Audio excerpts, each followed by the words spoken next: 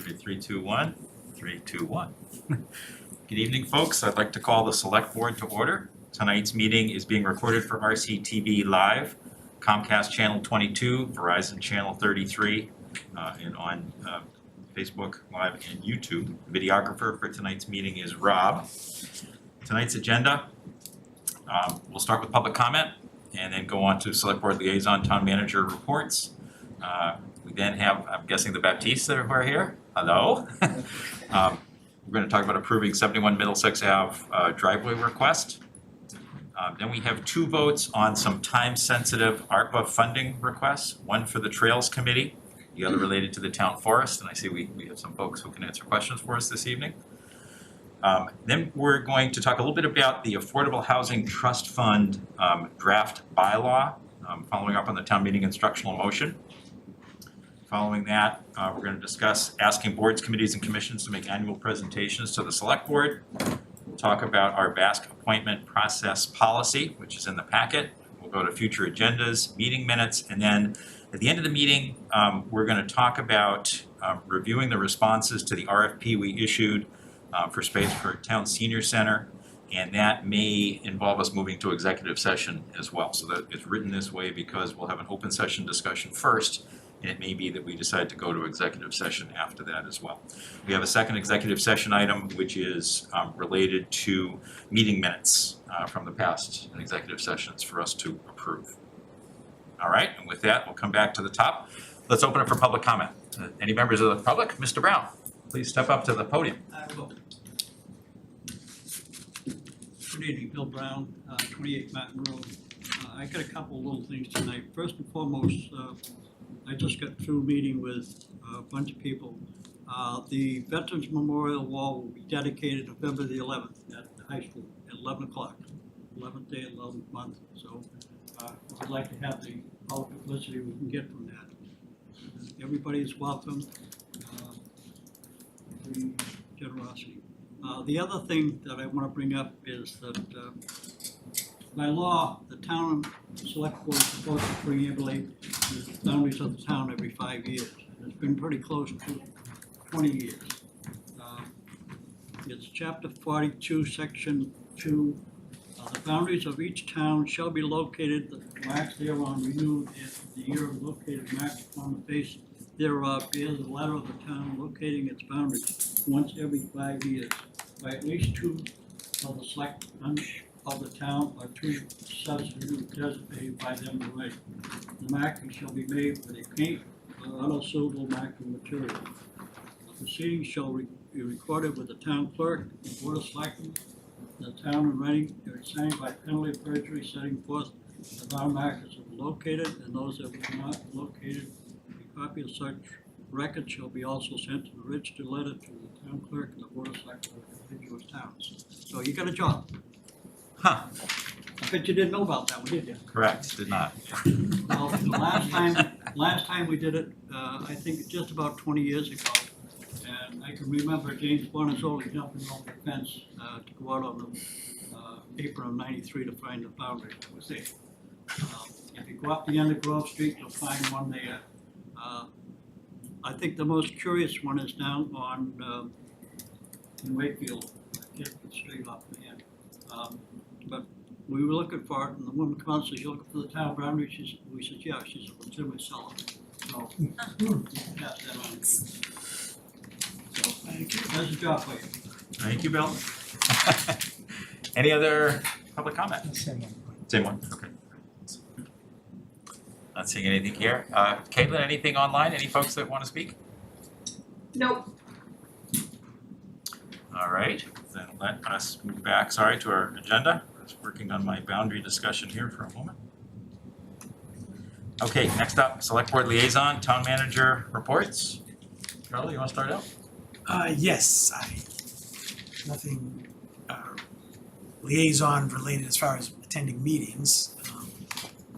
But I do want to mention that a resident on Veterans Way, Karen was nice enough to forward it to Jackie and myself, and I'm sure Fidel got a copy as well somehow, the email, but basically the contractor seems to be not fulfilling their duties in a timely manner. The houses are up, there's no sidewalk, the road's not finished. So I think staff is aware of this and it's being addressed. So, if CPDC is not aware of it, I will make them aware of it, but that's it for me. Awesome. Thanks, Chris. Thanks, Mark. Just essentially, just going over the RAC stuff, which we'll be voting on later on tonight. Mainly that RAC is going to be shutting down proposals or any incoming future funding sources by the end of August. So if any board, committees, local, whatever wants to submit something, the time is limited in that aspect before any funds are depleted, and then it's up to this full board with the remainder, technically everything, but with the remainder of everything else. But that's essentially it. We'll be going over all the other ARPA stuff a little bit later on. So thank you. Cool. Thanks, Karen. Sure. Okay, so I also had the pleasure of at least watching the 3 out of 4 hours of the ARPA meeting. I gave up shortly after 11, and so it's just really helpful to have that committee going through in great detail. I think it saves us time here in the select board and make sure that proposals are heard not once but twice and that we make the right decisions. So thank you to the committee and thank you to everybody who's gone before them multiple times. Okay, last night we had the initial meeting of the Killam School Building Committee, and we elected a chair. Pat Tompkins graciously stepped up, and Carla Nazaro will be the vice chair, and Andre Kuhn, town treasurer, who's also a member, had a great suggestion that we rotate for that committee, the chair and the vice chair every year. And I know the permanent building committee is pretty busy, so it was great of Patrick to step up to this additional responsibility, but he's a little concerned about that going forward.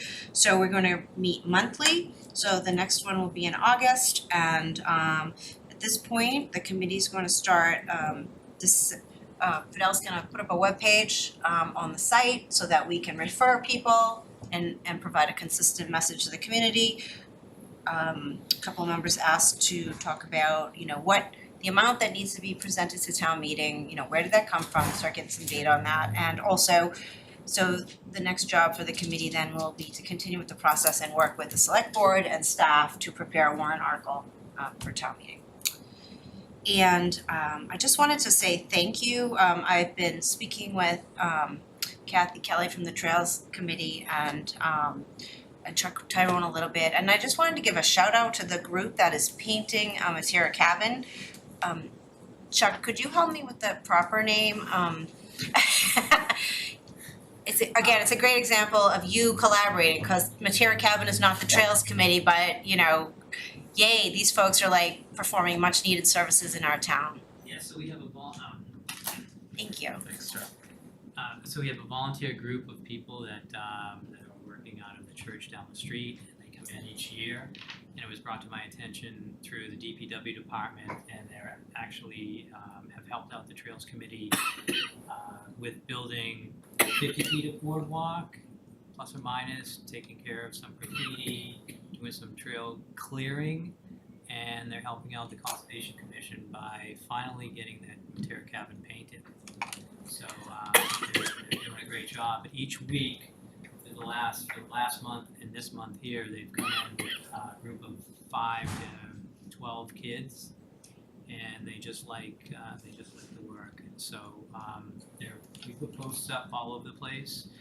So you'll see it on social media, you'll see it on the Trails Committee website and Facebook page, and you'll also see it on the Conservation Commission page. So Huge cost savings. I guess it's good experience for these college kids as well. yeah, So that's what Joe Huggins said to me. He was very happy that Good. he has some volunteers to do this. I've asked a long time, and I thought I was going to have to paint it myself. no, it's No, good. this is Even great. better. And it looks great too, so if anyone's been down there to check out the community garden, right now I guess the Matera Cabin looks real well, and we purchased a sign, the Conservation Commission purchased a sign, and that should be installed in the next 3 weeks. So that place has really got a nice little upgrade Yeah. lately, so. Thank you. Jackie? Just a few things, attended the Finance Committee's first meeting of their program year back on June 29th. They approved a free cash request from DPW for a $50,000 transfer for the rising costs of parts, fuel, and vehicle repairs. They've lost 2 mechanics and needed to outsource some of that work. Fidel mentioned that we're starting the budget process a bit earlier this year, which is great, and congrats to the new members of the Finance Committee. Also, I'm sure we'll hear more about all the grants in play right now, but just an update from the Board of Health. The Board of Health discussed at its meeting a couple weeks ago 2 grants. First, Reading received $297,000 for a public health excellence grant, which is across about 5 or 6 towns, including the lead town Andover, North Reading, Wilmington, and Lynnfield. This is for shared services for food inspection and training, also FDA standards, education, tobacco control, and environmental health. Board of Health also announced a $19,000 COVID grant that was due to be spent by the end of this month. And so the board discussed things like HEPA filters, a vaccination fridge and freezers and storage, and office supplies. And finally, the Board of Health talked about the move of their staff to the police department headquarters and some of the signage and accommodations there. So thank you to the police department and staff for making that move happen. And then last week, there was a community meeting about a proposal for development at Oakland Road at the Performing Arts Center. I think we had good turnout, maybe about 30 or so people for the first discussion, I think first of many, and thinking about that property and some of the possibilities there. It sounds like we'll be doing that again once people are back in their schedules and back into their school year. And then thank you to town staff and to the Burbank YMCA for my office hours today. And then looking forward to some good events here later this week. Friends of Reading Recreation has a 5K run and a 1-mile walk on Thursday night at 6:30 at Memorial Park. So start hydrating now. And it's gonna be a hot one. And then looking forward to the beer garden on Saturday. You have to finish the race before you can go to the beer garden? Ooh. Sure. Yeah, Awesome. we'll run for beer. Thank you. So great updates, thanks folks. Recalc met last week and a couple of things. The biggest issues are continuing to collect community input on what we want in this center going forward. There is an open focus group that is taking place next Tuesday night by Zoom at 7 p.m. The details I'm hoping we have up on the website, but if not, we'll make sure that they are. It's a UMass Boston, which is the group that we're working with to collect data, is the group that is organizing it. So it's a special Zoom link that you need to get, but it should be available there. We encourage all community members to come in and share. There'll be some questions that are brought up and it'll be a guided discussion. But we're trying to get as much input as possible. Zoom session, also dial-in option is going to be available for that. So that's in July. There is an update kind of the materials, the meetings, all the discussions that have taken place. You can get onto a mailing list to stay in touch with what's going on with the discussion from Recalc. If you go to the website, the town website, and go to Recalc, you'll find a link there. You can sign up for the mailing list, and there's actually an update that talks about all the things that are going on. After this July event, the next big thing is the survey. It's going to go out right after Labor Day. It's designed to go out to all residents of the town, and we're asking as many adult residents as possible to fill it out, as many per household as there are. You can fill it out online. There will be hard copies available here at the Senior Center, at the library. There also is an opportunity for folks who can't use kind of web-based activities to do it by phone. So there's also information on that.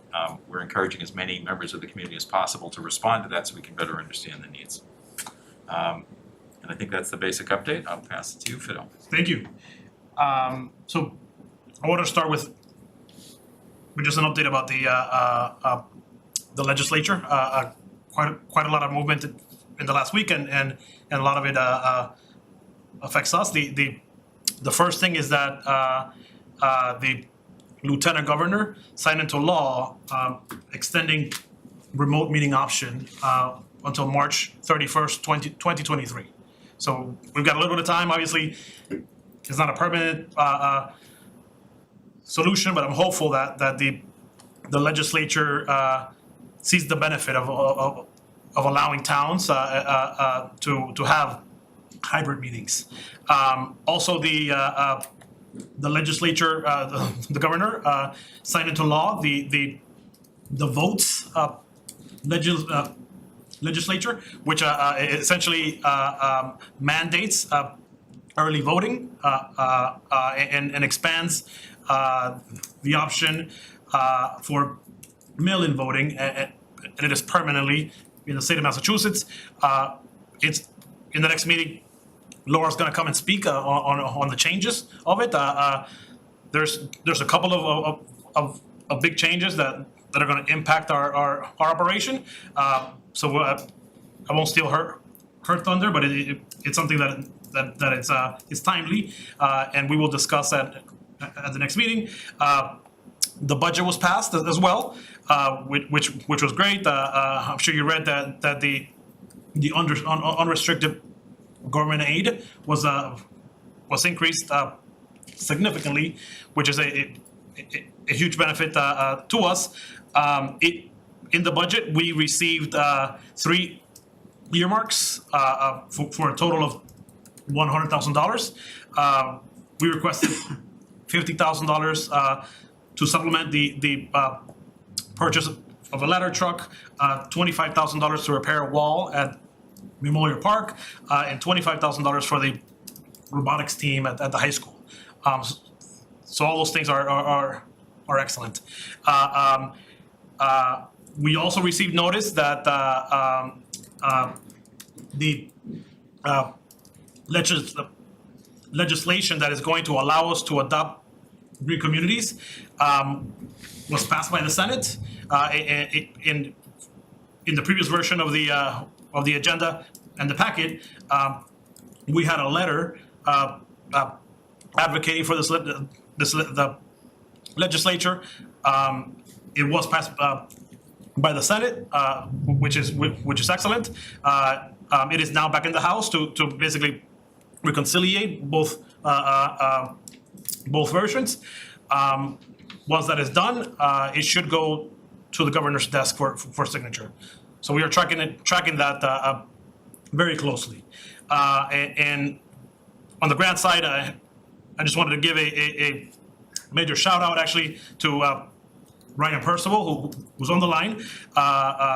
Reading was awarded $100,000 from the small bridge program to design the replacement of Track Road 2 bridge, which is is going to be essential for that neighborhood. We replaced one of the bridges a few years back, and we want to use this program to keep replacing the remaining 2 bridges. So we have a request for $1.5 million for the Malia Soms Morgan project, and Congressman Seth Moulton is going to be in Reading on August 2nd at 1 p.m. And we think that it's a good sign. One for his advocacy to our town and our needs, but also that he is coming to see the project. As was shared earlier, the budget work is starting. We're hoping to have the capital portion of our budget done by the first week in August, and we'll present that to the select board as well as FinCom, and The last thing is, we are starting our work for town meeting in November. It is looking to be a pretty packed agenda. We've got 16 articles thus far, and obviously the big one is going to be the $2.2 million request to fund the feasibility study for the Killam School. Thank you. That is, congratulations. Yeah, nice job, Ryan. That's a lot of action. The earmarks, good job, Fidel. Sounds awesome. This is awesome, this is so much fun. Thank you. Fidel, on the state and local aid, so in the new budget, do we know how much that means to us in terms of change? So the cherry sheets were released today. And I'll share the cherry sheets with the board. Originally, in the original budget, I want to say that it was about 2.5%. That was increased overall to 2 or 5%. And I'm working off of memory. Essentially, it means a $400,000 difference for us at Reading, which is a lot, significant. Yeah, one time. Significant, absolutely. Beautiful. Awesome. Thank you, legislature. Okay, let's move on.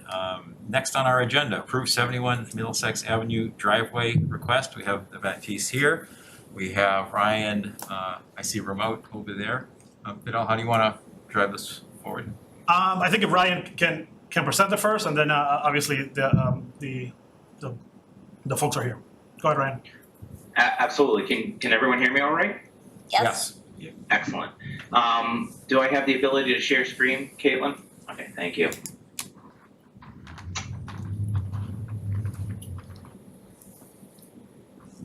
And can everyone see that plan okay? Yes. Yes. Okay, excellent. So the Baptistas came into our office into engineering to get a driveway approval back in early June. The driveway was originally proposed to be right up against the property line, which was subsequently approved because they meet all the standards. However, the ask and the waiver to the board, to the policy, would be to shift this driveway 40, basically shorten up the 50-foot requirement from Deering, from the intersection, and make it 46 feet.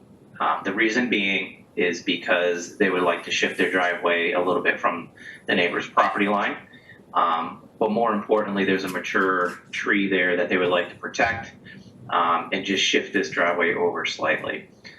In June 22nd, I believe, PTTF, this was sent to PTTF after the denial from engineering for that waiver. And we reviewed it, and we had absolutely zero reason to not give a positive recommendation to the board. There's no public safety issue at all in this relocation. I should add that by relocating this driveway, they are abandoning the existing driveway as well.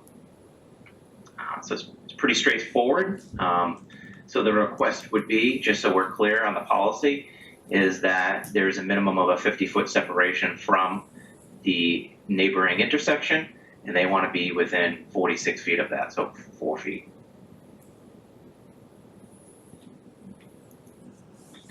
Awesome.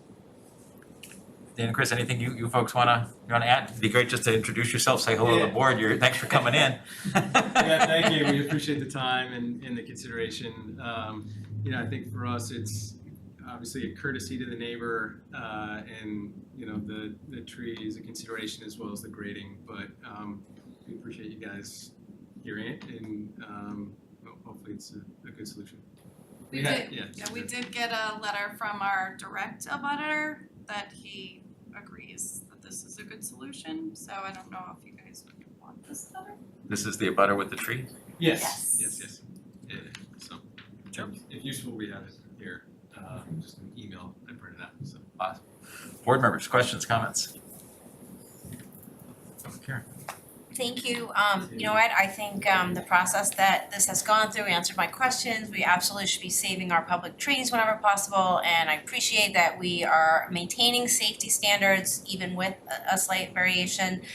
And I also appreciate, I hope it seems like the response from PTTTF was pretty quick. And so I appreciate Fidel's staff doing that. I like that committee is coming up more and more, and I appreciate them being nimble and helping to get these decisions made, so.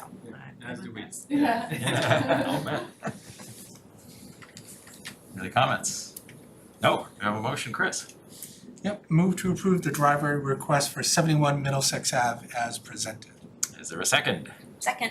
Thanks, Karen. Any discussion? All right, let's take a vote. All those in favor, raise your hand.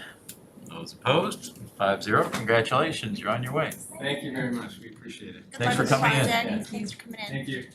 Have a good night. Thank See you, Ryan. Across the library. Thank you, Brian. You've done a hell of a job in that house. Thank you, appreciate it. All right, Thanks, next, Appreciate it. thanks, folks. Have a good night. Next on our agenda, there are two time-sensitive ARPA funding requests. The first is from the Trails Committee. And I believe we saw, I'm sorry, I'm mixing meetings and groups, but I'm pretty sure we saw this. This is the $11,620 to do boardwalk work where they're bringing the labor. Yeah. Okay, sorry, so I've seen it 2 or 3 times, apologies. So we're all familiar with what's going on, what we're talking about. You know, Chuck, if there's anything you want to add, I think we've all seen the presentation, read the information. Yeah, I think the presentation speaks for itself, but we put this request in because obviously the Trails Committee works in the summertime and the warm months. And I mentioned that there was 50 feet of trail done, but the Trails Committee can do so much more than that.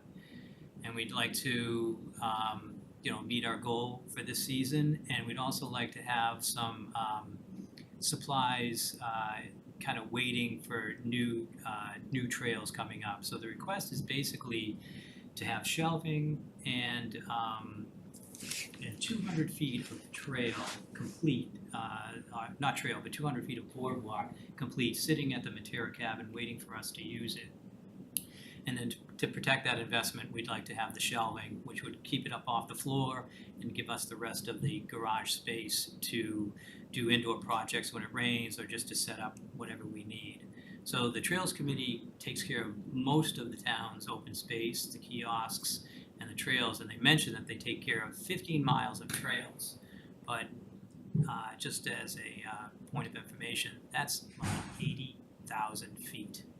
So each one of that Trail Committee members really takes care of a lot, and they have a lot of responsibility in this town.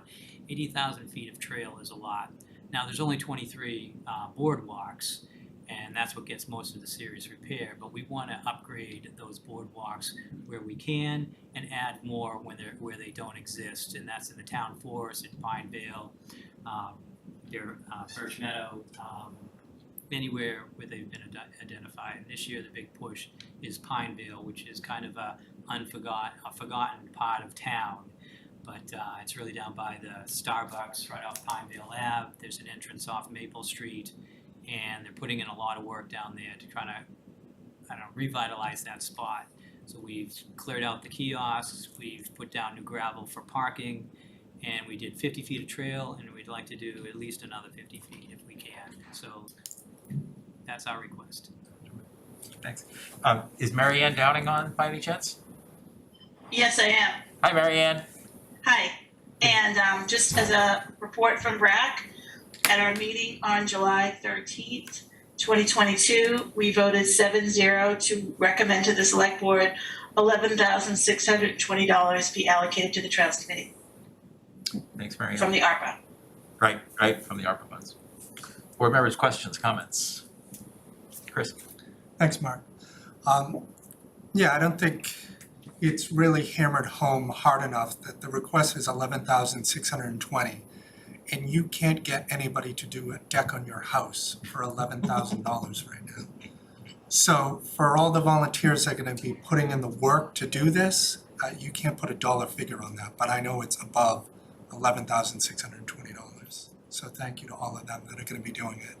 I'm a DeWalt guy, not a Ryobi guy, but you got that in there as well. So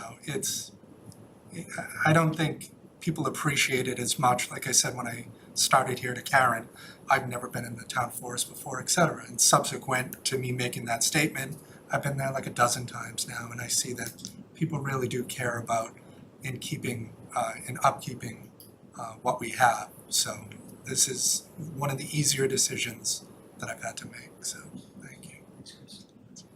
Other comments? Thank you to the volunteers and staff and yeah, excellent. Volunteers are great, they deserve all the credit. Really, we have, I usually tell people that we have DCR quality trails here in Reading, and it's true, you know, it's a very well-maintained system. A great bang for the buck in terms of materials. All right, let's ready for a motion, please. Oh, I'm sorry. Karen, go ahead.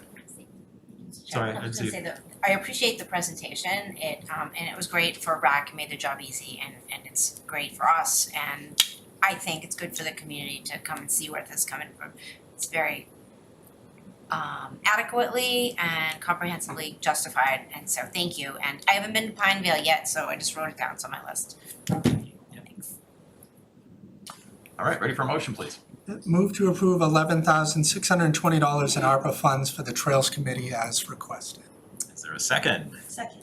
Thanks, Jackie. Any discussion? None appearing. Let's take a vote. All those in favor, raise your hand. Opposed? 5-0, it's approved. Thank you. Great job, thank you. Thank you. All right, the second time-sensitive ARPA funding request relates to the town forest.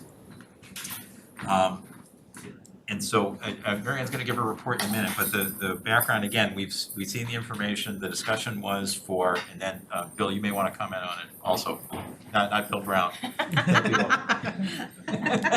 can comment too if you want.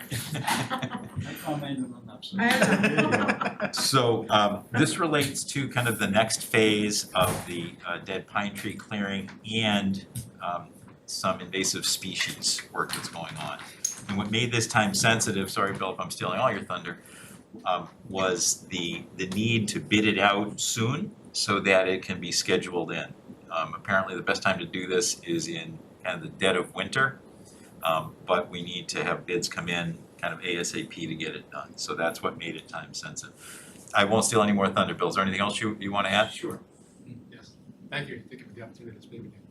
So, yeah, the first couple of phases that we did, and I know some of this, I'll just go through real quick because I know you've heard it before, but they were, $28,000 and $23,000 each. We're now looking at phase 3, which would be, the work would be done in January, because the ground has to be frozen. If it's not frozen, we get all kinds of ruts and things. So the best time to do it is not to wait until, November, December, because by that point, the competition, the loggers, they've already got out bids. They've already had scheduled work on your work on your house. You don't expect the contractor to show up right away. So the idea of this time sensitivity is that the sooner we can bid this, before they're committed, the loggers that is, are committed to do other work, then we'll have a better opportunity to get better bids. Awesome. Questions from board members? Discussion? Okay. Another great presentation.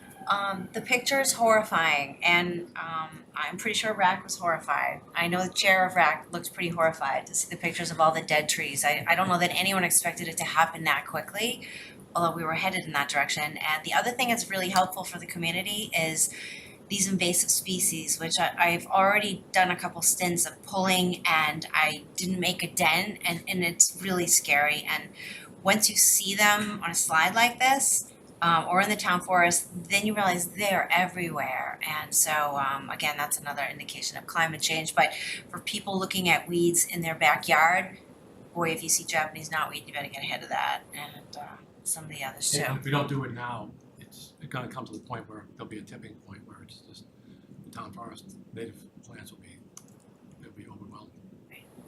So thank you. I would just add to Chris's comment and Karen's comment, I think in going through the process of getting all the presentations that have come through the RAC and then to us, we've learned a lot about the natural resources of the town and the importance of maintaining them. And there are requirements that, for whatever reason, we weren't quite as familiar with, but all kind of came forward, and it's been really helpful to hear them. both the ones that have immediate impact, but even the longer term ones also, in terms of how to be good stewards of all these things. So I thought the process was great, and I'm in favor of this. All right, Carl? It's a good question, thank you. I see that the request is a range. The request is a single number. Okay, The hope is that the bid may not take up all the money, okay, and therefore they could do invasive species. Sorry, I That's keep exactly right. Gotcha. And that's, jumping in, Bill. you know, really important, so of this first immediate 100,000 would be, you know, whatever the bid comes in at, which we, okay, but, and then the balance would go to the invasive plant control, gotcha, which is, in itself is a big effort. okay, I misread that, thank you.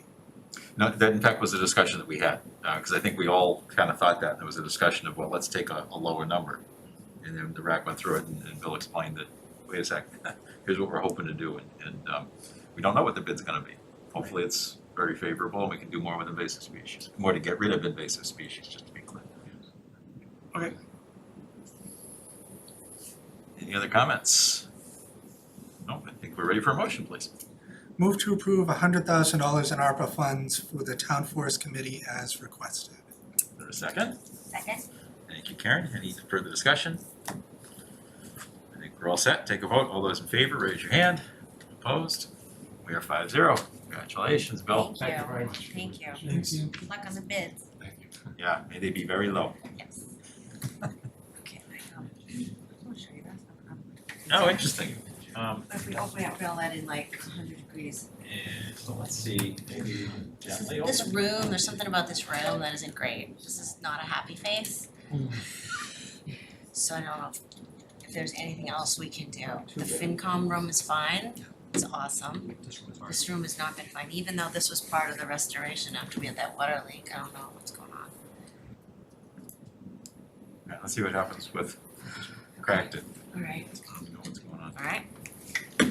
All right, next, review initial draft of Affordable Housing Trust Fund bylaw following town meeting instructional motion. And we are pretty far ahead on timing. Nothing wrong with that, right? So No. is the gentleman who was gonna speak to us available already? Iria is, Caitlin is, Keith Bergman on the line on Zoom? Not yet. No, I just have Ibria. So, yeah. We'll see if he joins. Okay, great, all right. Do you wanna take away the discussion, or is Hebrew gonna start? I think Iria could take it away, yeah? Thanks, Iria. Sure, yeah, I'm happy to discuss. So, the request was to prepare a package for the select board's consideration regarding the adoption of a municipal affordable housing trust fund in accordance with chapter 44 of section 55C. And as we discussed last time and in the memo that had been circulated, the town currently has a special act dealing with affordable housing, but it has been noted by different public bodies and also members of the select board that, I see Keith is coming on now, that act may not have been serving the town in the way that it needs in relation to affordable housing. So if you look at page 30 of the packet, what we've done is presented a few options for the select board to consider. In this section here, you have a draft bylaw, which would adopt the Affordable Housing Trust Fund itself, as well as a special act repealing your existing special act and transferring the funds that currently exist in your trust fund to the new Affordable Housing Trust Fund. And maybe, should I stop here? I don't know what role Keith plays. I want to make sure I'm not stepping on any toes. Yeah, I mean, so Keith is the former town manager of Littleton, and he runs the Affordable Housing Trust Fund in Concord, and I know that he is also a passionate advocate of affordable housing. So yeah, Keith, I don't know if you wanted to chat about the process in Littleton, the process in Concord, you know, just high level of what Concord is doing, maybe. Sure, thanks very much, and hello, Ibria, who Yeah. worked with when I was town administrator in Littleton. And thanks Fidel, and thanks members of the Reading Select Board for discussing the topic of a municipal affordable housing trust.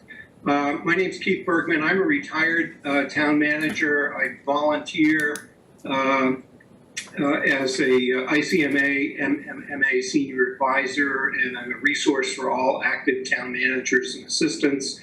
And I also volunteer as the chair of Concord's Municipal Affordable Housing Trust, and it actually was in the general conversation I was having with Fidel recently when my experience and knowledge on affordable housing trusts seemed of particular moment, and perhaps I could be helpful for Reading. And what I wanted to say is that the Affordable Housing Trust, in our experience in both in Concord and as well as in Littleton, is that it allows the town to act quickly when affordable housing opportunities arise. That's because the trust presumably would have funds available in the trust that could be spent without having to wait for an appropriation from town meeting. So if things came up during the course of the year, that there's a funding source available. I had a chance to look at your draft bylaw as well, and I saw that it proposes that all of the statutory authority that an affordable housing trust can have is proposed there, all of the 16 items. And that's important. When I chaired the committee in Concord, which was drafting an affordable housing trust bylaw, we felt that we didn't want to exclude any of the statutory authority from the powers that the trusts that we're creating have. We did provide language in Concord, similar to what I see in the draft here, that where the trust was acquiring property or dealing with disposition of property, those actions would require a vote of the select board, prior approval of the select board, because in essence, the action would mean that the property is coming on the town rolls. We also looked at funding. Concord, along with a number of other communities, have filed home rule legislation for real estate transfer fees to fund the trust. There's also a local option statewide bill that's still being considered in the legislature. In Concord's case, we receive annual appropriations of $500,000 from town meeting. Recently, it has been free cash. More recently, it has been with $500,000 in ARPA funds that were used to replenish free cash funds that went to the trust. So those are important considerations. We're just getting started in Concord, but we've already had many opportunities to act quickly as opportunities arise, and that has helped the community better understand what role we play. There are a number of housing entities in Concord, Housing Authority. There's a nonprofit Housing Development Corporation, a fundraising housing foundation. We work, and a regional housing services office, and we work closely with all of those entities as well as with the select board. So we're all on the same page in achieving the town's housing goals. So I'm happy to be a resource and happy to be available as you proceed, just to answer questions. Thanks so much. Thanks, Keith. And, I think as Keith pointed out, we did empower the trust here to have all of the authority available to it pursuant to statute. That's a board determination and a town meeting determination if tweaks or changes should be made. But like he said, giving the trust the full plethora of opportunities does give it the ability to act quickly and flexibly when new opportunities are presented to it. I guess maybe, so we do have, there's a couple questions we need to talk about membership. So under the statute, there needs to be at least 5 members and no more than 7 members.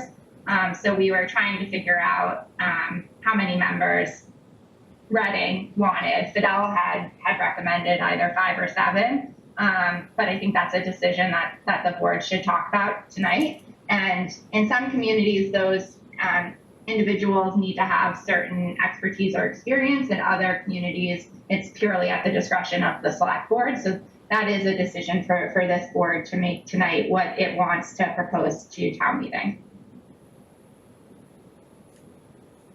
Awesome. And in terms of what the existing bylaw has versus what we would propose changing to, the key highlight is, if I'm hearing correctly, one is this makes it more of a proactive stance in terms of activities with the ability to really take action and get things done. One of the things we heard at last town meeting was that our existing group, every year we have the same motion that goes forward, the same discussion, the same $400,000 sits there and nothing happens. There's no one kind of driving the bus, if you will. It's just kind of sitting there and doing nothing.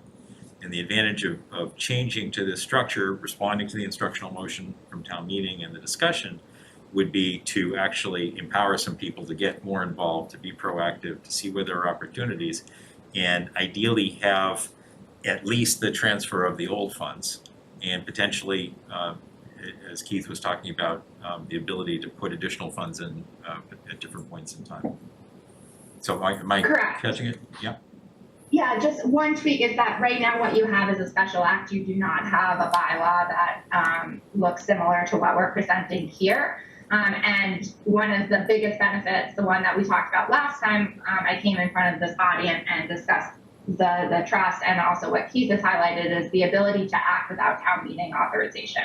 So what you have now under your special act, the select board is supposed to put forth a plan for affordable housing and how funds are going to be used throughout the year. But if there's going to be a change to that plan, you need to go back to town meeting to get that change approved. So for example, if a property comes on the market that you feel is a good fit for acquisition, you would need to have a full town meeting. But if you were to adopt the trust that's presented and they had sufficient funds in their coffers, they could, without town meeting appropriation, move forward on the acquisition. The way we've drafted it is and mirrored after Concord is because this would be an acquisition of real property. It would require select board approval, but they would not have to go to the full town meeting body. Got it. Thank you. Comments, questions? Carl? Thank you. Are there any amounts that we want to put in place that, dollar amounts that if this grows, this fund grows to, let's say, millions, do we want to put, if we spend X, Y, Z, or want to authorize this way, then we need town meeting approval, or just leave it up to the So it's the new established board. kind of a limit in something. I'm just throwing that out there. I don't know, because if the newly formed committee wants to buy something for $2 million, it's a lot of money. I'm not saying it's a bad thing. Right. But Yeah. we approve it and it's approved. Right. They'd have to have 2 million in the coffers. Correct. Yeah. Correct. I don't know. I'm just throwing that out there. If that's it. So how do other communities deal with that, or do they deal with that? Yeah, so Keith may know more than I do, but in my research and looking at this, I'm not aware of any communities that sets a limit, whereas if the trust wants to expend over X amount of dollars that it requires town meeting authorization, I'm not aware of any restriction like that. It doesn't mean you couldn't do it that way, but generally, communities, really hand this over to the trust to manage appropriately for the purposes outlined in the bylaw, affordable housing. But I guess I'd be interested in hearing from Keith. I would too. Keith? I have not come across a limit on the number, on the amount that could be placed in the trust or what the trust balance could be. That said, most of the trusts do not have a dedicated funding source, an independent, source of where the money comes from. At least not yet. I mean, if the state were to pass a real estate transfer fee, that would be one of the earliest opportunities to have a steadier stream of funding to a local trust. That does not exist now, though, and unless it did to come to fruition, I think the way to approach it is that as long as the trust keeps spending the money wisely and can look forward to making further requests of town meeting for additional money to go in the trust fund annually, that's an important safeguard. That if the in fact we go through that even now with our finance committee. Okay, when we started out, we had a balance of cumulatively nearly $2 million in the last 4 years has been acquired. So what's the plan to spend it? Everyone understands what it is. In our case, focusing on making sure that we stayed above the 10% goal under Chapter 40B, and that we had countable units on the subsidized inventory. That was anything that we could do to achieve that goal was there was support for, and that continues to be the case. So I guess shorter answer than I just gave is that I'm not aware of any limits, but I think you have a limit each and every time the trust needs to go back to the voters for more money. And just to add to that, the communities that have more robust trust funds have adopted the Community Preservation Act. That tends to be my experience because they have that funding source and they meet their obligations under the CPA by placing the funds in that account, which is not the case here in Reading. Got it. And so just make sure I'm understanding it also, it sounds like there are different forms of accountability, and the funds don't tend to just accumulate over forever. They tend to get used and spent. There tends to be a plan and they get utilized. And that's kind of one of the advantages of this structure and having this group of 5 or 7 people. Yeah, if I could just offer, I agree with that statement completely, and I think that in Concord's case, the way we wanted to approach it is we have language in our bylaw that specifically commands us to develop a set of written guidelines that are consistent with adopted town housing goals, the housing production plan, housing component of the master plan, whatever it may be. And so that and that those guidelines would be subject to approval by the select board. So we're not a rogue entity. We are working closely with the select board, the administration. We have a member of the select board on the trust. This is required by statute. We also have the town manager as one of our 5 members, and we're working very closely with the other housing entities to make sure that it's almost like you through your housing production plan, you look at what are your goals and what goals in addressing affordable housing can you achieve, maybe through zoning, through regulatory needs, and which ones require the use of public funding, especially if you need to fund the acquisition of property by a nonprofit. And I just want to say as an aside, while a trust would have the authority to acquire property, it would be cheaper in developing the property if the trust didn't own it. That is, if the town entity didn't own it.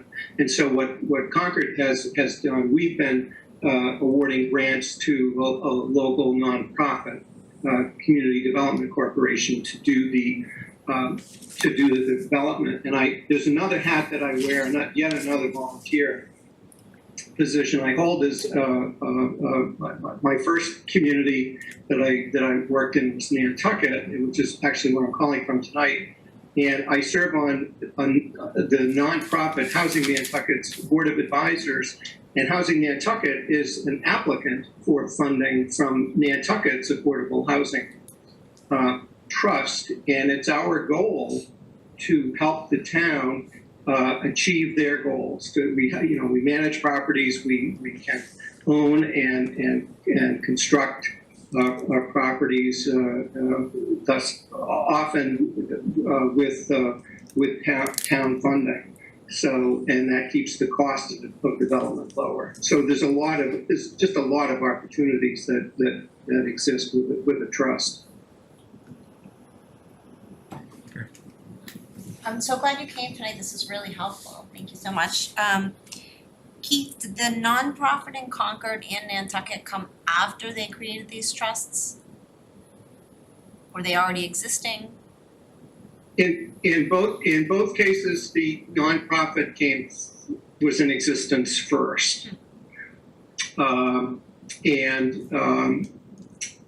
that's the answer. I was interviewed recently for it's not an interview. I had a conversation with the Lexington Affordable Housing Trust Study Committee in recent months. They were looking at establishing a trust as well, but they had a dual mission that select board had assigned to them, that they want to bring forth to town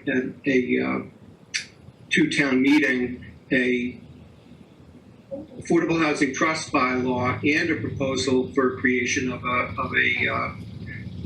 nonprofit community development corporation, so that there would be an entity in place who could do the work. So that that might be something that you want to explore as well. Thank you.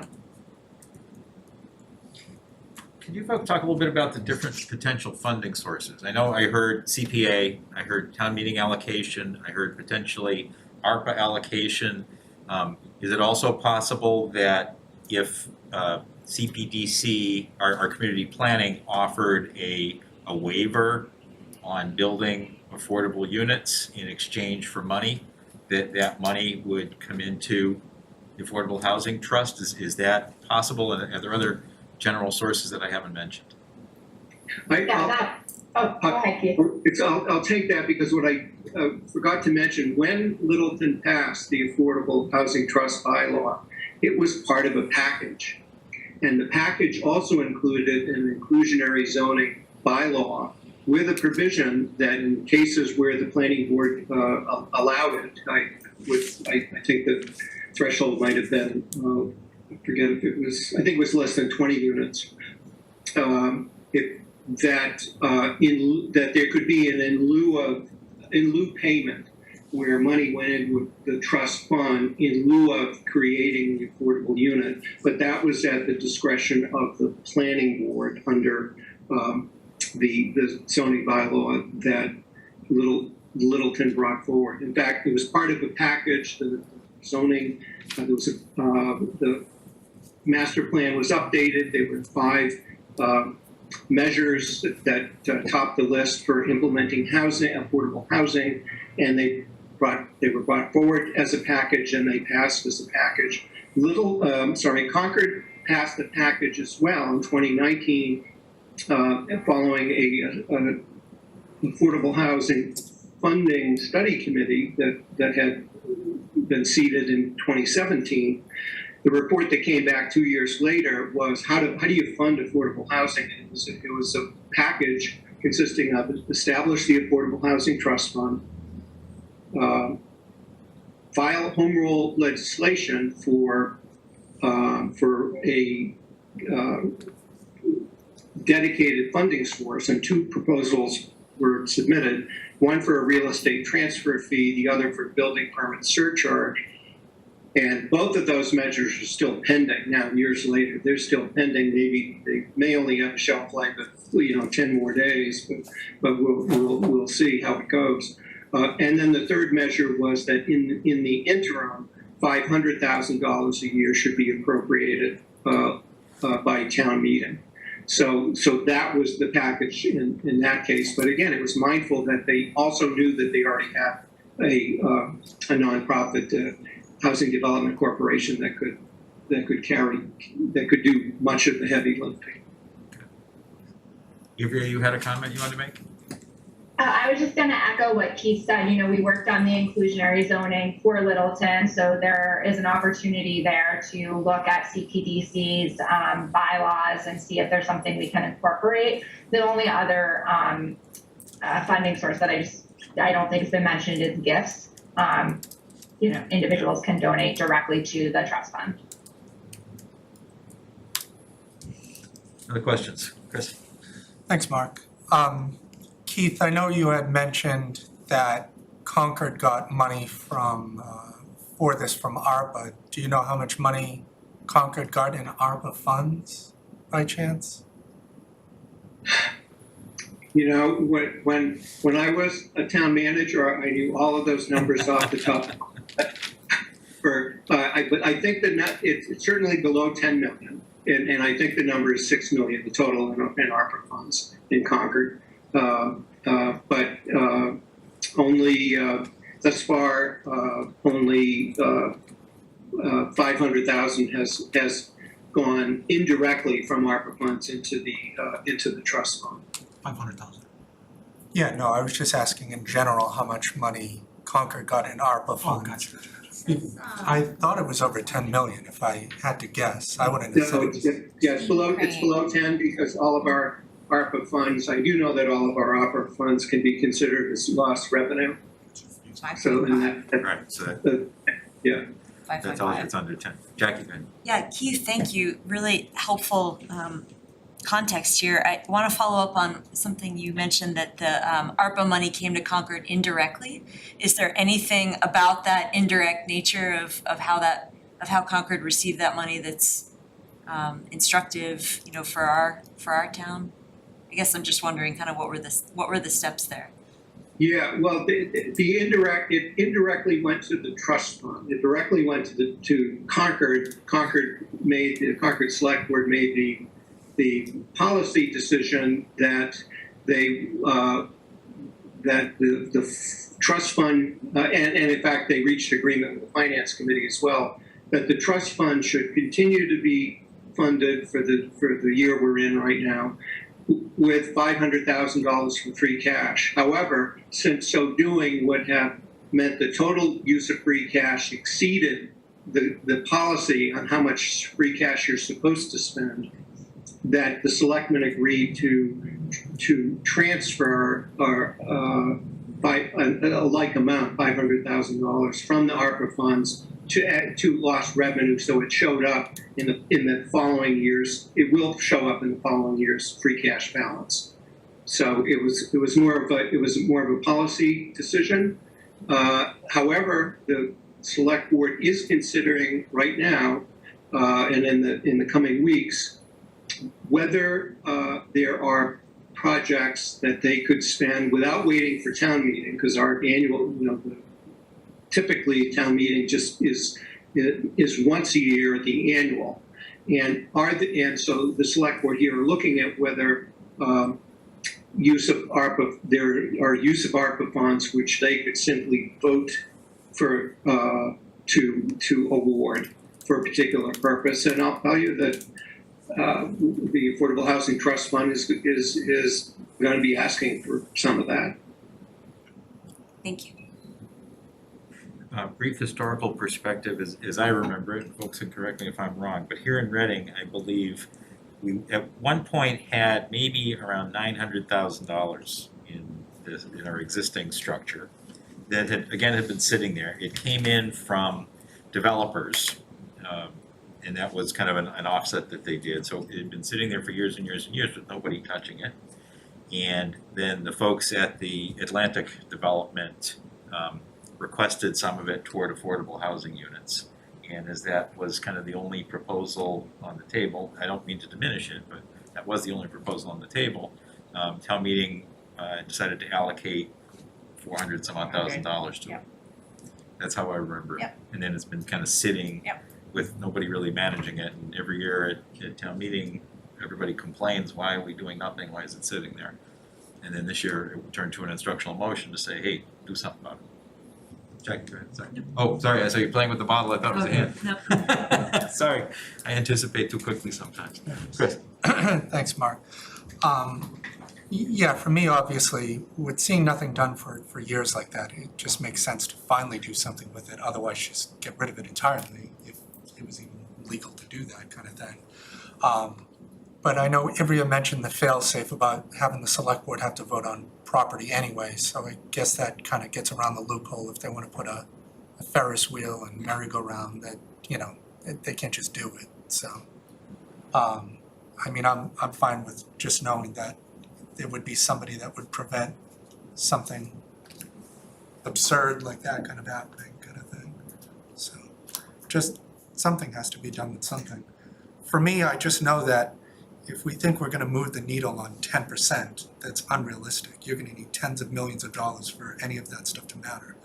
But in the grand scheme of things, making things more affordable, 1 year at a time, I mean, just seems like the right thing to do. Question, just what I've seen done in other communities that we've never done here in Reading is that we've helped, other communities will provide grant money for first-time home buyers. That's something that this trust could do? Has Concord or Nantucket done things like that?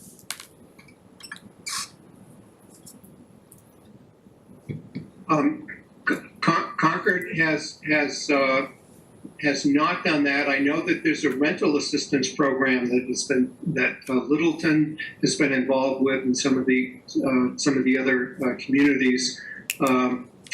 There are, and I'm sure, you know, across the board, what affordable housing trusts are doing would you know, I'm confident that it would include programs for first-time home buyers and anything else that could help folks get housing. Okay, I just wanted to, while we had you and Ivrea, just to make sure, I interpreted this as this trust body can do a lot of things, and I just wanted to know if there were any things they couldn't do like that. So to your point, Chris, it's always seemed to me that 400,000 isn't gonna go very far, but for instance, that could be a program that could help. So there's probably other ways that the trust fund, if they're not actually buying units because they're too expensive, are there other ways that they can help make homeownership affordable? Okay, so I'm hearing no barriers to that. Thank you. Could I throw up a trial balloon to the board and also to Keith and Ivrea? It almost feels like there are two things that would make sense to move forward with. One is a study committee to think about how to relate kind of our housing plan, all of our activities, CPDC, to kind of talk about how to bring all this together and how it might work. The second, which is very much related, is that almost regardless of what that committee comes back with, we have an antiquated structure that isn't going to serve our purposes. And basically all the communities are moving forward with this new structure, ignoring for the moment the exact funding sources, but the structure seems to be going on, and it takes a while because it's a bylaw and has to go through a lot of activity. So the trial balloon is, what if we talk about pursuing both of those at the same time? In other words, form a study committee and move toward getting the right structure in place, although it still is going to need to tie together with a housing production plan, with a funding plan, with all sorts of other things. So just throwing that out for comment first to the board and maybe Keith and Ivrea too. Is it, are we going off agenda if we talk about that? So this is, I think that's okay. Is it? Okay. Yeah, it's all part of how are we handling affordable housing in town. Okay. So what I like about a proposal like that is that, so say we approve this and we continue this process, then town meeting agrees, we still have to wait for the AG to approve this, and that's gonna be sometime like next year. And then I was laying out the timeline, it looked like the trust body wouldn't even exist till next July. So my point is, if we could potentially get a head start on it by doing something like that in the meantime, and maybe those are the same types of people who would ultimately apply to be on the trust board? Okay. we know we have one strong advocate who feels to me like might be really interested in it, who came forward at town meeting in terms of getting involved in the study committee, but anyway, great. Other thoughts on that idea? I think it's a good idea. As you know, I am all for not delaying anything in Reading. I would be a hypocrite if I said, Mark, you know, it sounds like a great idea for next January. So, just carry on. Yeah, agreed, and I think we need to work both concurrently, so. Okay, so maybe we can have a future agenda item to talk about a study committee. Yeah, but tonight, let's stay on this, and Ivry, you said there are a couple of things. One is the number of members that the board feels would be appropriate, this 5 versus 7 or a different number? Yeah, exactly. I mean, I think, when boards get fairly large, it can be difficult to find a quorum. So I do think 5 is a good number. 7 would probably be on the upper levels of 9 can be a little bit unwieldy. So, I mean, Keith shared that Concord was 5. I believe Littleton is 5 as well. But, he might have more expertise in this area. One member does have to be a select board member, and then the other members are appointed by the select board and can have qualifications if the bylaw so prescribes, but are not required to. What's the board feeling? Yeah, no, I just wanna ask everybody if that's okay. Would it be, or Keith's input real quick, 5 voting members or just 5 members? So you need at least 5 voting members pursuant to the statute. So if you want to have associate members, we can discuss what that looks like. But you need at least 5 voting members. Okay. Just quickly, I would advocate for 7 with 2 associates. In case, that's all. In case somebody can't make it. Whatever, we know what happens with the body of 5, but if the 5 voting members, it's less worrisome than what's going on with the board of health, but, so, I'm just throwing that out there, it's not, I'll see what the rest of the board members say, but I think 5 voting is okay, but maybe to cover our bases, we may not get 2 associates, just, that could be the formation if a lot of people apply. Other folks? Yeah, that makes sense to me. Littleton appears to have 7 members. I can't tell whether they're full or associate. Keith, do you remember if you guys were 5 or 7? I don't recall, but I know there were no associate. Yeah, there are no associates, I know that. Or I think it kind of sounds like maybe in use of the word, the intent might be alternate members. So that it would be 5. Not sure how you do that though and satisfy the statute that requires that a select board be a voting member. I mean, if the select board member happened to be absent, I don't see anybody being able to fill those shoes. Okay. Right. Interesting. That's true. All this inside baseball here. Yeah. Thank you, it's helpful. But we can definitely think about that, Carlo, and the rest of the select board, if that's the directive. I can spend some time thinking about whether that's legally permissible. I do see some flexibility there, but it's definitely worth taking time to ponder it. So 5 voting and then the potential. It's just an idea, I mean, I'm not, saying it has to be this, but just an idea of, to have maybe more voices and different backgrounds, because I don't know if people will be chomping at the bit at this, or we're gonna be struggling. If it's Fidel and one of us, that's 2 already, and then we have to fill 3, if we keep it at 5. Isn't Fidel prevented from being on the board? Yeah, that's correct. Oh, okay, Until he becomes resident. Until I moved, yeah, well, that's right. Veterans Way. I thought I heard you said town manager was earlier. So in many communities, the town manager is a member or the town manager's designee is a member, but because of the residency requirement in Reading, that's not allowable. All right, Yeah, they have Council of Aging members, member of the Littleton Housing Authority, and then generic residents with specific experience. yeah. Yeah, I like the notion of some folks that have, they're bringing something to the table in terms of being a member. Kind of what we did, PBC kind of functions that way, they bring something to the table in terms of what's going on. Yeah, That works really engineering, construction, architect, whatever, yeah. Yeah, not as, that's the preference, if you will. I agree. So is the feeling 5 is, or are we not on 5? 5 voting, sorry. Yeah, 5 plus 2 is fine. Yeah,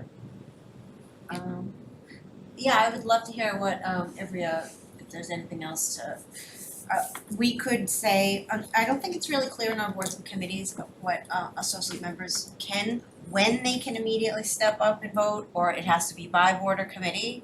I mean, so maybe we need to be a little clearer about it specifically for this one, but also maybe in general, we need to be clearer. So maybe one way to move this forward is, if the board is circling, what I'm hearing is the board is circling around 5 with the potential for maybe 2 associate members. Maybe I can work with one member of the select board to come up with some language around membership, also around qualifications, and we can bring that back to the full board. Sounds awesome. Was there another thing that we need to review? So the only other thing to consider is just the general duties. So as Keith and I discussed, what we've put forward is giving the trust fund all 16 powers that are articulated in the statute, with kind of a caveat around borrowing and acquisition and disposition of real property, that those kind of actions must go through the select board. But if the board wanted to further restrict what the trust fund does, this would be the time to kind of raise those concerns, not advocating one way or another, just saying this is a policy decision, not a legal decision, as to what powers the trust fund has.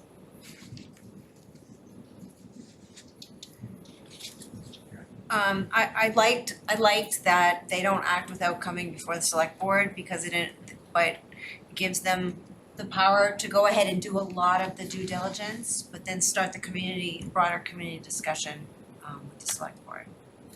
And a path could possibly be it goes by town meeting before it even gets to the select board, depending on what the precedent is. So I like the way you laid it out here.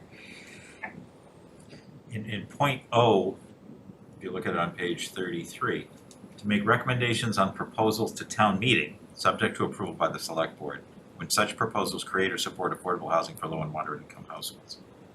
So, that's one of our big gaps right now. There's no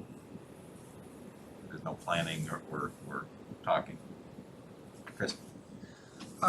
Since I'm big on loopholes and whatnot, I thought that they would have to come before the select board on major items. I wouldn't want to be like, if something's like $3,000, that they have to come before the board every single time. There's gotta be some leeway there, you know what I mean?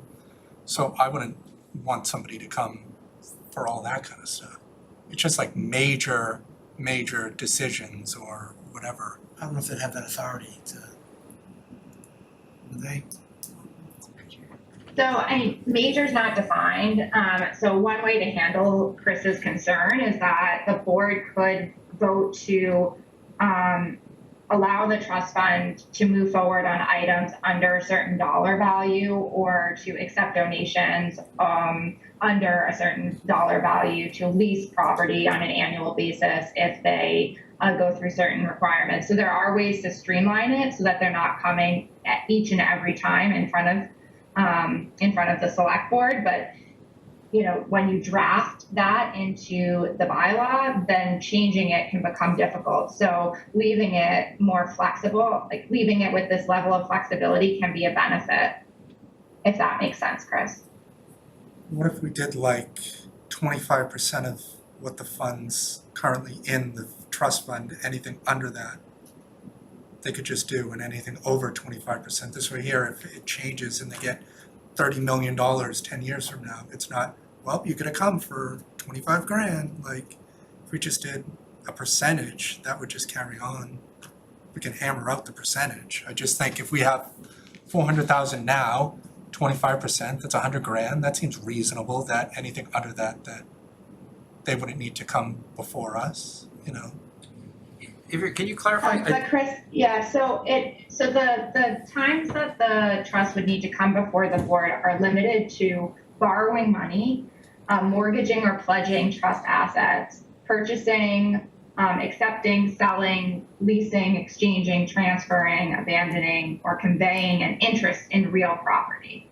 So, or personal property.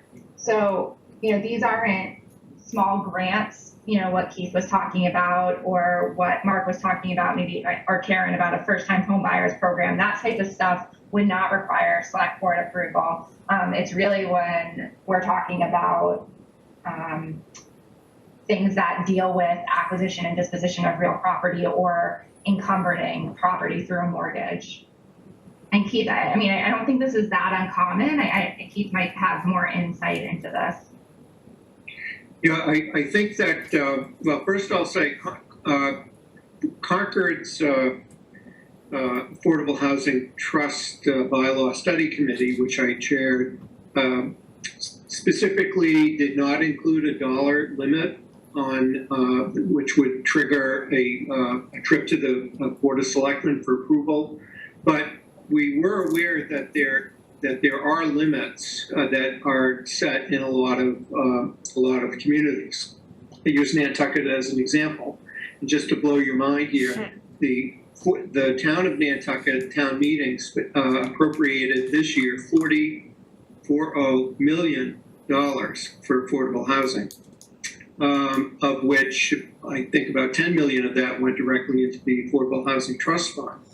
Notwithstanding that, and that won't buy as many houses as it will anywhere else, because it costs so much here. But the Affordable Housing Trust Fund's bylaw requires select board approval of any expenditure over $100,000, which is everything. Which to me seems a little too cumbersome. There's an excellent working relationship that's developed between the select board and the trust as a result of it. That's for sure. But if I were to write a bylaw, I want to pick the right dollar figure, which I think probably should be higher than $100,000. But that's a policy. That's absolutely a policy decision that you should make. So we could do 51%. Anything above 51% of the funds currently in the trust fund would have to be. That's like $200,000. No, I don't. Could we They might maybe something more of a here. wait and see approach? Wait and see. Kind of scaring me a little bit. I do think that the universe of what that, money or what those funding sources are is why the study committee is important too, because if we're thinking about it more narrowly from whatever the trust, whatever that $400,000 itself could generate, it's a much smaller pot than, maybe if we had some of these other sources, whether it's grants or CPA at some time in the distant future. But I also think, to Ivria's point, the fact that anything involving either accepting or conveying property helps to, as a backstop, to keep it so that it gets to us only when it's a significant activity. I think I'm comfortable with that structure also, at least at this stage, seeing what other folks are doing. But the point is, when there's real property moving around, there are checks and balances. Yeah, and as a reference point, for ARPA, there's no limit, right? You're authorizing everything. You've authorized $2 million and $11,000, right? But I think what we saw in the ARPA process is that it was a conversation, right? About priorities, about process. So the essentially this trust fund would act as the ARPA committee for affordable housing, right? So it'd be open meetings that would have presentations about projects, about priorities, so that there's an opportunity to do some homework before we come to the board. Liaison updates too. Sorry. I think my only apprehension with this is, I believe Ivria said, once we do something, it's almost impossible to change it. So even if the committee said, yeah, you know, we should put a cap at, you know, $3 or something, it's gonna take, you know, something massive to change whatever that is. We have to do it beforehand for the committee to kind of go off of it, so it's kind of backwards, but I mean, the way I look at it. It's a bylaw amendment. Oh, all right, but what Right. does that take to actually get passed, town meeting and a bunch of other stuff? I mean. Town meeting and supposed to AG do it approval. I think we have time to work Yeah, this out. yeah, and I think we can look at best practices, we can see what other communities are doing, we can learn a little bit about in practice if there have been issues that have come up. If it's something that we need to be really wary of or not. Yeah, I mean, I guess if we find out that, you know, 60 cities and towns have done this and nobody has done something crazy, then, you know, Reading might be the outlier, but we'll deal with it when it comes. What else, Avery, do you need in terms of guidance from us at this point? I think you mentioned something about asking for one member perhaps to think on language, or did we kind of table that for now in favor of move this ahead as is and get a study committee pulled together and as part of a next agenda item? I saw them sort of as two parallel tracks. If you could delegate one person to work with me to finalize the membership section of this, then we would have the structure. And then at your next meeting, you can discuss moving forward on a study committee that would focus more on funding and other opportunities. Okay, is there someone who has interest in seeing Jackie's hand go up? Does that work for folks? I second Jackie. Thank you. Thanks. Thanks, awesome. So Yeah. the I think where I see this going is basically I think if Ivrea can maybe come before us to the next meeting, hopefully, and I think the decision point is are we presenting this in November, right? Because if we're presenting this in November, then it needs to go into the warrant and it needs to be reviewed by the bylaw committee. Yep, and I think the sooner the bylaw committee sees it, the better. But I think the bylaw committee is gonna wanna know, is the select board on board with this first? So it's in section, so it's, in my opinion, it would be the select board, bylaw committee, and then on the warrant, onto town meeting in November. Which is in line with the request of the instructional motion in April. That sounds good. Yeah. No delay. Nodding heads, and what we'll do is, we'll create an agenda item for the next meeting, to talk more about the study committee side as well. And if you're back at that point, that would be great, then we can move it toward the warrant. No problem. And just want to highlight that FinCom will likely need to be involved as well. When we repeal the special act, we're going to also ask to transfer the funds that are existing in the trust fund to the new trust fund. So under your charter, I think they need to weigh in as well. Okay, so maybe, starting point can be kind of liaisons, making them aware of what's being contemplated. And then, as we move to our next level, maybe we present to a FinCom meeting too, so they can see where we are. Cool? Great. Excellent. All right, Keith, thank you. That was very, very helpful. Really appreciate your being an excellent volunteer and volunteering some of that time with us. Thanks so much. Well, I'll say it's payback, because I didn't mention it earlier. My mother was born in Reading. So, Nice. and I'm sure there's still some Doucettes there. Yes, So, definitely. Okay, thanks, Thank you. thanks so much. Great to see you all. Thank you. Thanks, Keith. You as well. Thanks. Take care. Enjoy your summer. Thanks, Fidel, for tracking Keith He's down awesome. too, so It's a huge resource. fabulous. Nantucket does have a transfer. That's where they got that 40 million. Every time one of those big houses sells. Aha. It's the best audio It's as easy video as that. Zoom connection I've ever seen. I've never, even my own, like whatever he was, I don't know. It's for another meeting, but that thing was on point, whatever he's I'm doing. jealous. If everyone was like that, I'd love Zoom. But it's not. Yeah, and don't be thinking about Microsoft Teams Yeah. as your option. Okay, next agenda item, discuss asking boards, committees, and commissions to make annual presentations to select board. We kind of had an informal discussion about this, but wanted to put it onto the agenda. so that we can talk it through. I think, maybe even at the retreat, we started to talk a little bit about how do we connect with the different groups? How do we, find out where their priorities are? Obviously, liaisons and informal discussions are already a big part of that.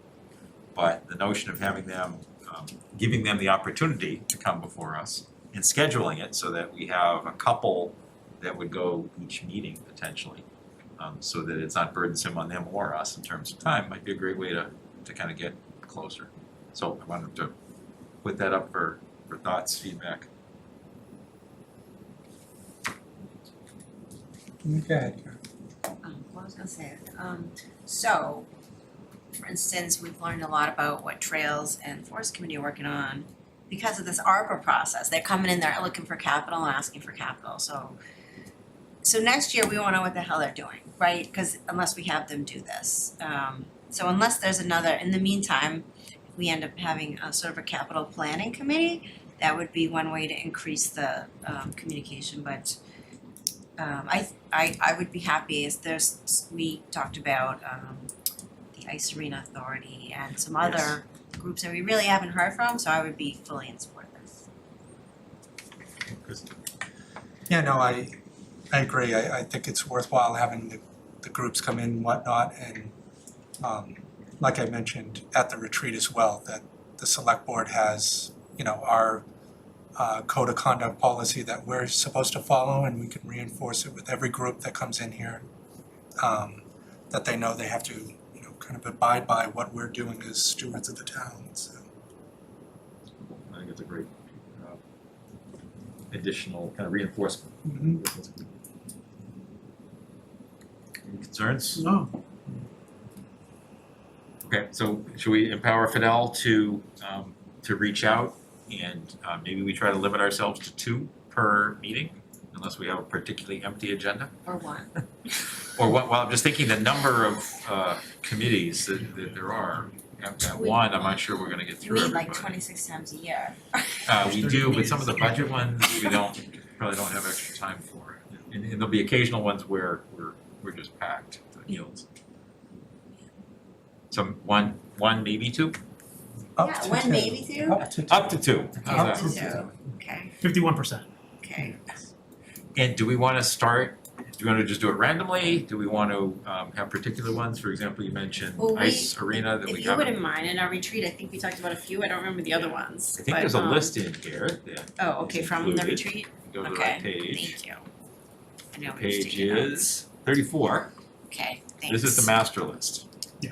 Not from Until they didn't get that far. So, there's Or some skip that by may it. not take us up on our offer anyway. Now, I don't know if the audit committee would come in, well, maybe they would.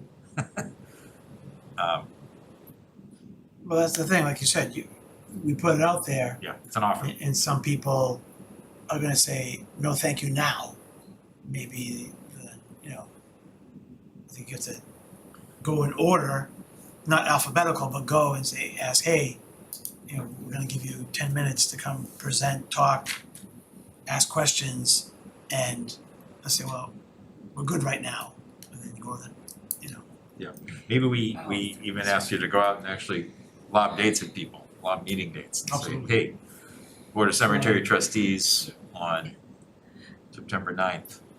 And on that point, I agree, and maybe for a few whose work is organized around a certain time of year, like I'm thinking of the Cultural Council, which I think does their grant making basically from like October to January or February. Maybe we, just start by offering a date that fits within that so they can tell us about essentially their big project for the year.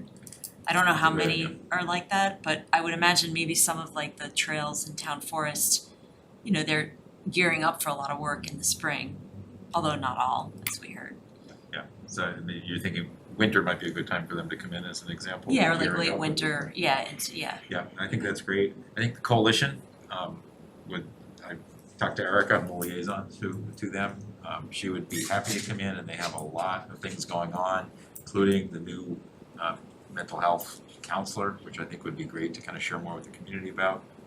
We haven't heard, from the Climate Advisory Committee, like specifically so much. They created the sustainability plan, they've been working with green communities, but they often conflict with another meeting. I don't know if it's school committee or something, so I'm the liaison, but I don't actually get to go that often. That might be a nice committee to hear from. But we empower Fidel to take a Okay. look and see what's there. Chris? Thanks, Mark. I guess my opinion is the opposite of everyone else's in this. Everything that's already been mentioned, people from those boards or committees have already been here before. Like the Cultural Council, as much as I love everything that they've done, and that box out there has to get lettered again. I just think that we should be focusing on the ones that we haven't seen before ever. Like the Animal Control Appeals Committee, I didn't even know really it existed. So I'm more of the mindset where we should just start hammering our way at the ones that we haven't seen before as more of a priority, unless in, September or whatever, that when the Cultural Council would be coming around, like that kind of would fall into that. But I would be more focused on stuff that we haven't seen before, because we don't even know what's going on. The trust funds, like how many trusts are there? Which Yeah. ones are we having trouble spending? Which ones, hospital fund, are getting really big and never get used? Like the So I'm one of the commissioners, so. I know, I'd and be you do a happy to great talk job about that. liaison, so I don't mean to slam you. No, I think that's good. So why don't we start with the ones that we haven't heard from or talked to is kind of, earlier on. Unless there's a reason why somebody should come in. Like, I think the coalition should come sooner than later. I think that's a high priority for the community. Like the Board of Registrars should come in before the election, not like 2 weeks after it. Like it just Cool. seems. And I take your point too, that a lot of these groups, just by virtue of the fact that they're wanting either our, support or to publicize it, they would come before us anyway. And maybe, you said Laura wants to come and see us next time, maybe ask her if she wants to have the rest of the board or other representative of the board join. The coalition is coming on the 9th already, Oh, awesome, 9th of August. Way ahead of us. fantastic. Yes, definitely, noted. Yeah, I mean, it's always fun when rec comes. Great, okay, and actually this list, as you look at these, there aren't as many as I thought, 4, 5, 6, 7, 8, 9, 10, 11, Yeah, luckily, 12, great, 13, I agree. 14, 15, There's not that 16, 17, 18, 19, 20, 21, 22. Oh, I didn't count as 30. I didn't look at all the pages. So they're north of 26 here. Okay, so we leave it in your hands. Yes, sir. Prioritizing those we haven't heard from. We've definitely talked about the ice arena as a group we haven't, about animal control. If there are others that we really haven't heard from or talked to, that'd be great to bring them in sooner. The ice arena is not on this list. Yeah. Yeah, they are. Is it? There's one. Right after liaison. RCTV. It's Carl. RCTV, yeah. No, Reading Ice Arena. Okay, Yeah. I thought it was Burbank Ice Arena. So RCTV Board of Directors is right above Reading Ice Arena. Mm-hmm. And definitely be great to hear from them too. They are facing lots of challenges. Cool, okay. All right, back to the top of the agenda here, sorry. All right, here's the select board. Okay, select board policies for VASC appointment process. So let's go back to now page, must be around 38 in here. That's right. 39. 39, sorry, thank you. 39. So we talked at the last meeting about wanting to make clearer our expectations and therefore to relook how this process is set, what it looks like. This is as they are today, is that correct? That is correct. That is what is, yes, that is correct. These are our current policies. Yes, yep, it's on select board policies, and then the section. I was just trying to pull up the draft onboarding manual because I'm looking at we have not nominated people for 2 years in a row, and I could have sworn that we got ourselves in trouble because we had you on there, Carlo, 2 years in a row, and there's another place where it says serve 1 year in a row. So when I saw that, I said, huh. So So just that's inconsistent. why I'm wondering if there's another Yeah, we haven't version been of it. consistent. We haven't been Well, I adhering. never saw that written before, that we should designate it for 2 years. And There's the staggering component, and then there's the consecutive component, but consecutive terms, not consecutive years. But then there's a staggered, 1.5.1, number one, vast members shall be appointed for staggered 2-year terms, so arranged that one term shall expire each year. Okay, and how about the part where it's a 2-person committee and there needs to be a chair and a vice chair? I'm like, what? Actually, Never chair and a seen that. secretary. Chair Or and a secretary, I've never seen that before. I don't know what I've been looking at. I looked at some sort of vast policy, but that wasn't it. So the only advantage I see to that is always figuring out who's gonna kind of call the meeting to order and who's gonna move to Yeah. adjourn. Yeah. So this probably needs a look, and I didn't have much time to look at it, I have to say. I don't know if others feel like they did, but I'm wondering what's the best way to attack it. It looks like we have not been following all these policies. And maybe some of them should just be kind of rethought. I think, the idea of 2 years, I think does make sense. We haven't staggered them, we've coordinated them, in fact. Right. Okay. I don't know if staggering has to be or whatever, but I to me, that seems, Yeah. doesn't matter. yeah, I think actually you got a rhythm as a result Yeah, of coordinating for 2 years. I liked it for 2 years. Oh, I'm sorry, so you served 2 years consecutively? Yes. Yeah, yeah. Usually it's been one. Yeah. And the same one 2 person. people for the 2 years. Yeah. was It's the- not supposed to be, per this, it's not supposed to be that way. Right. I don't know why it mattered, but I guess some thought was put into it. But Yeah. I There are a lot of things and then. And we haven't had a secretary because we've had admin support. So I swear to God, I've been looking at something else that had a different version of what our select board vast policy is. Yeah, it feels different somehow. And then the notion here, it talks about publishing a schedule and inviting the chairs of each of the committees to participate in the meeting. Obviously, they don't vote, but they can be there. I've actually had some residents say that specifically to me, Can we think it's come? ridiculous not having the chairs there. Yeah. We have in some cases. yeah, but not some, others. but not as a common placeholder. Right. No. So suggestion, 2 approaches. One is we could all kind of have at it and come back with our thoughts, or we could ask one person to kind of take on the snipping and adjusting and bring it back for comments. Any preference? I guess for me, like I said, I'll just stand by my position on VASC, and I know Jackie will echo it, but speaking for me, that we operated by the interview process within our policies. Having said that, that is why we should button up the policies to better reflect the general sense of how things should go. So I mean, for me, I'm fine with working on this with Ivrea or whomever and just correcting, doing the quantum leap kind of scenario of just writing what's wrong in there, because I mean, there's lots of things that have to be corrected. We've, like I mentioned at the prior meeting, we've never held 6 VAST meetings since they created the policy. So right out of the gate, they violated their 6 before July 1st or whatever this thing is in here. Like if you go back in the minutes, you'll see like 6 or 7 in 2016 or something, but that's like September and some other random ones in there. So like, I mean, we should have up to and a bunch of words changed in here. But yeah, the grand, I mean, I'm fine with working on this with Ivrea or Fidel, whatever, and just buttoning it up where every single person, every single year is interviewed by VASC. End of story. Great.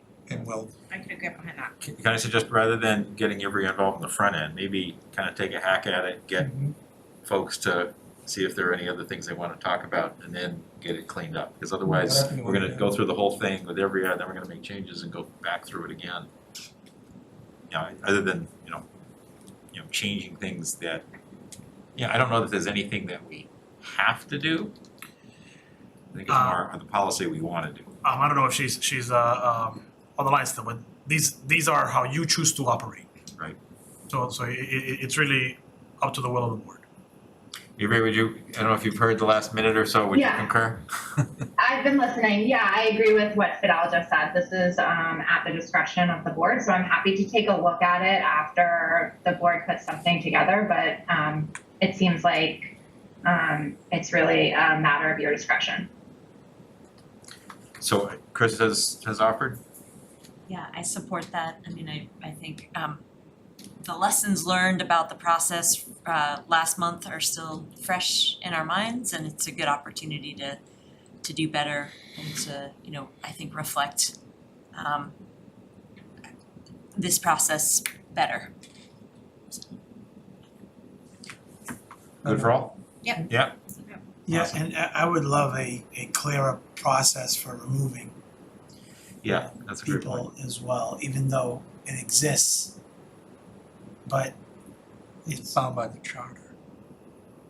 Are we bound by the charter on that area? To remove a committee member? It's not a town meeting issue. Right, so to be honest, I have to review your charter. Some town charters do specifically outline removal processes. Other times it's in your bylaw specific to that particular board or committee. So that is a more particular matter. I can definitely take a look at that and present a memo to this board. But it is a more complicated question on just adopting a policy around appointments. Okay, so can we ask you to check into that, please? Absolutely. All right, you wanna have at it? Let me know when you wanna put it on the agenda for yeah. review? Yep. All right. All right, so that's VASC appointment process. Future agendas. Include dates and suggestions for fall financial forum. So a couple things. One, we talked about for next meeting, Affordable Housing Trust document and a discussion of the formation of a study committee. What other things do we wanna make sure that we put on here? I'd like to add an item for kind of follow-up from the retreat. And that can include kind of scheduling a next meeting and some documents that we produced and we can bring forth to that. What other thoughts? Karen? We heard a great presentation from the fire chief and the deputy fire chief? Mhm. About the title, sorry. And I left that meeting thinking, well, okay, there's our Reddings hospital, it's now riding around our fire trucks and our ambulances. Can we put the hospital trust fund on the agenda? No, but we can talk to the trust fund commissioners about it. I mean, we can talk about it, but it's up to the trust fund commissioners. Can we ask them to educate us on what are you kind of have an idea of having been that trust fund. I'd like to revisit it, that now the world has changed, it's kind of like Memorial Park.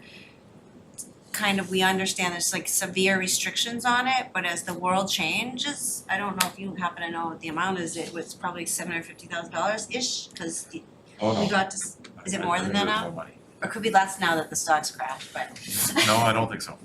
Okay, so in my experience on the select board, you were able to get them to approve some money for COVID related test kits, masks, supplies, something? Well, so I think you're spot on to the point. The world has changed. What's the requirement and what are the opportunities? You bring up a couple of great issues in terms of, what's acceptable. We have moving hospitals, right, on however many wheels are on fire trucks. Sorry, I don't know how many there are. What would happen if at a senior center there were specific hospital type functions or health type functions? Does that factor into things? Because the likelihood of a hospital in town, a traditional great big hospital building, is not so likely. But there are regulations, requirements. And the health department is changing, so, okay. Yeah, so I think this is a great discussion, asking, Beth Popeyes is probably the right person, who's one of the commissioners, who has the history and can really explain it well. Okay, thank you. So great, let's Alright. do that, and I'll bring it up at the next commissioner meeting also. Chris? Yeah, my thing is the August 9th public hearing vote on parking regulation changes, including electric vehicle restrictions.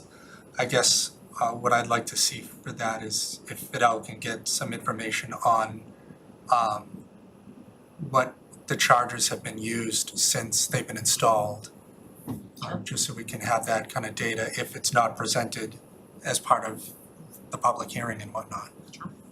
Beyond what somebody can just see in an app, I'm sure that RMLD or something has the back end to see really how many vehicles, unique vehicles, et cetera, that have kind of been using these things. That'd be great to see. I have to say, when I come by late at night, I tend to see a vehicle being charged there, which is interesting. You don't want to hear my opinion, Mark. I know it. So, and on that same topic, can we get as far in advance as possible the proposed changes that I guess PTTTF is gonna be presenting? Yes, absolutely. I'd like to see them far in I think advance. it's in the packet now, It is. It's after my memo. So it's only those, okay. Yes, only those. but not EV. Yeah. That's why I asked. Okay, so the EVs, okay. And then, is part of that related to the fees, not the late fees, Kiosks, yes. the parking fine, The kiosk, not the fines. overtime fines?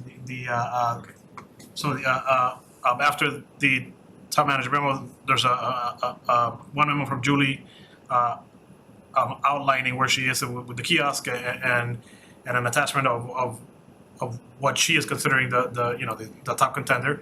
And there is another memo from the police department that outlines their implementation process. They haven't taken a deep dive yet into the target fees yet. Okay, so that's the answer. And also in that memo, I think it talks about TBD still for implementation date and enforcement dates. So you're not quite there yet. Not quite. Okay, I think let's just make sure that we don't suddenly everything is in place and then it's like, oh, shoot, we've got, We'll make sure that doesn't happen. Very good. Definitely. Well, they're enforcing stuff now. I mean, yeah, yeah, definitely enforcing some stuff now. yeah. No, I've seen someone walking around with a pad and Yeah, no, I met him a month ago, I mentioned it here. But yeah, the tickets are pink, so you can't miss them. Hot pink tickets. any other items? Jackie? I see we have the state legislative delegation visit on September 13th. I know, I'm sure they all have their items that they want to cover here for us, but it's always helpful this time of year and this time at the end of their session and looking at a new governor to get more of an understanding of kind of budgetary issues and outlook, especially for local governments, because there's gonna be change up there on Beacon Hill next year, one way or another, so. So this is them kind of telling us their Yeah, I plans. mean, I say that knowing that they're gonna come in and, certainly have things that they wanna cover with us in terms of what they've done, which is, in my opinion, all good stuff, but, to just kind of get from them like a state budget outlook, at least as they see it. The last time they came to discuss, they had just received the $5 billion. And so, how much of that have you rolled out? Right. What's left? How has that evolved? Because at that point, they had ideas of what they wanted to do, but yeah. How do we get more? Exactly. Well, and how are they planning on, what's likely to be some rough economic times ahead too next year for their budgets, so. That would be great. Anything else at this point? Carl? No, I just don't see it on the, not for our meetings, but I see the November election, but I don't see the September election. Just kind of as a placeholder. You're right. And then Laura usually comes before us to request volunteers, because we have the primary, and then we have the general. So I don't know, August 30th is only days before the election.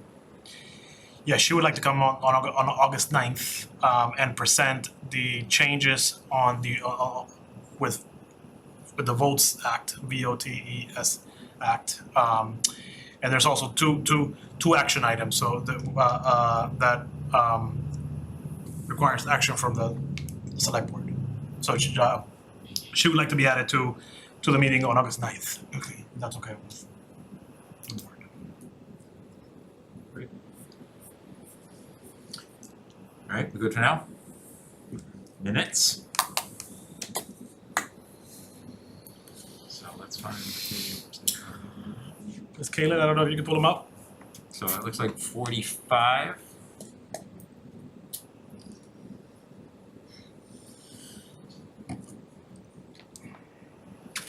So June 14th was the first set. I received just an edit from Karen, which I'll show you.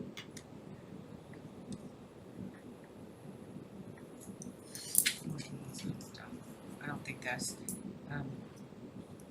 they're nice and succinct, loving it, makes it very easy to review them. Is this big enough? Bigger, please. Nowadays. Oh, wow, okay. Oh, I could use it a little bigger. Turn it Thank back. you, that's good.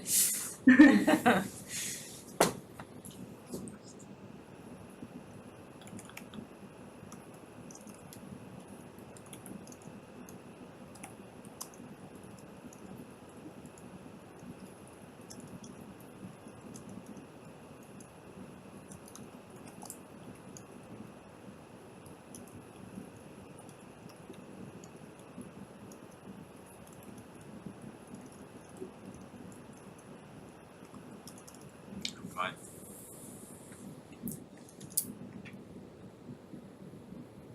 Everyone okay with that change? Yep. Alright, I think that was the only one. Yeah, that was all I received for this set. Should we entertain a motion on this one? Move to approve the meeting minutes of June 14th, 2022 as amended. Second. Thanks, Carlo. Any discussion? Not appearing. All those in favor? Opposed? Sorry. Sorry, which, in favor? Yes. Okay, so we were five and You're too opposed. quick for me. Sorry. 5-0. So we're 5-0. All right, let's take a look at the 28th. Okay. I had some edits from Karen and Jackie. I'll show you.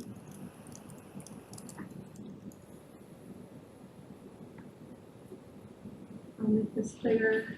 These are Karen's edits first.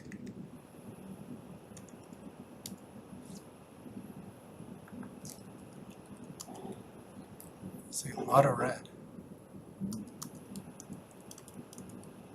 It's colorblind, right? Right.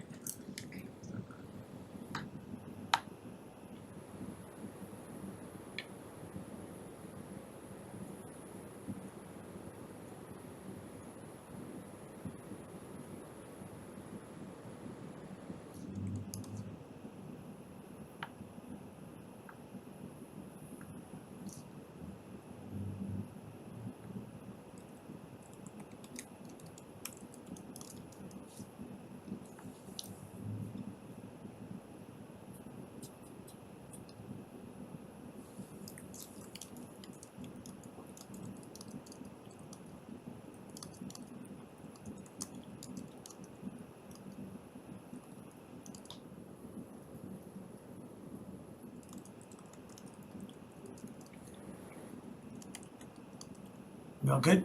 Good here? Yep. All right. Yep. Okay. Go back to my own.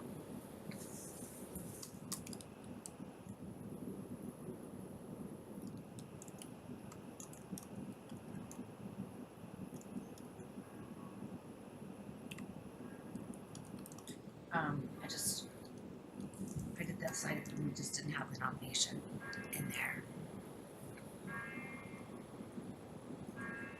I think I seconded your nomination, but I don't remember. I'll go back and see who seconded it. Okay, thanks. Okay.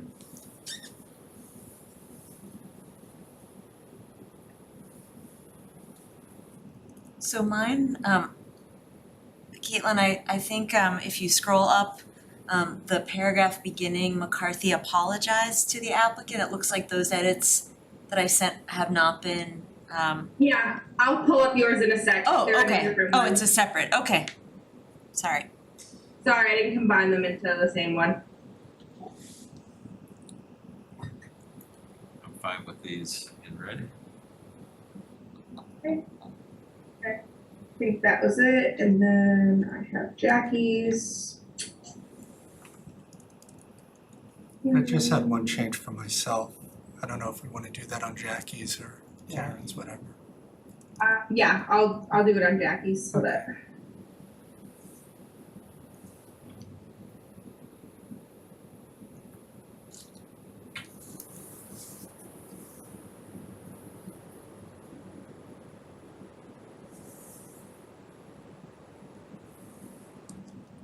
this is Jackie's edit.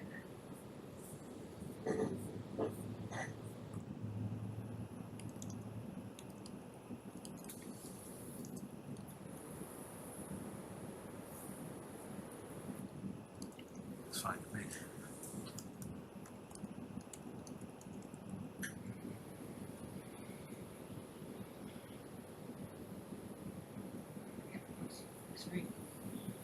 Okay. All right, and Chris, where was yours? Mine's page 2 under SWAC.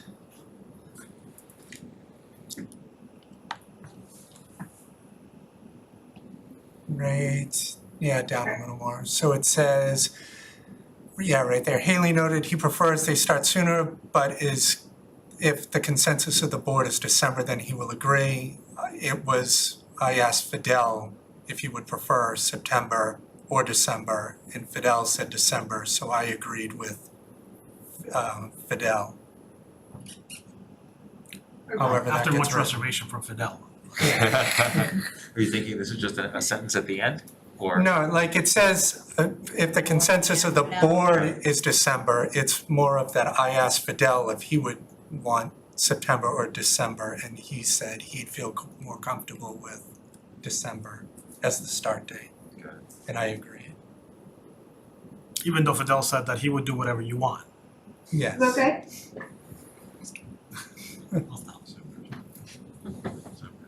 that all right, Chris? Agreed, December is fine after Fidel noted he preferred December as opposed to September.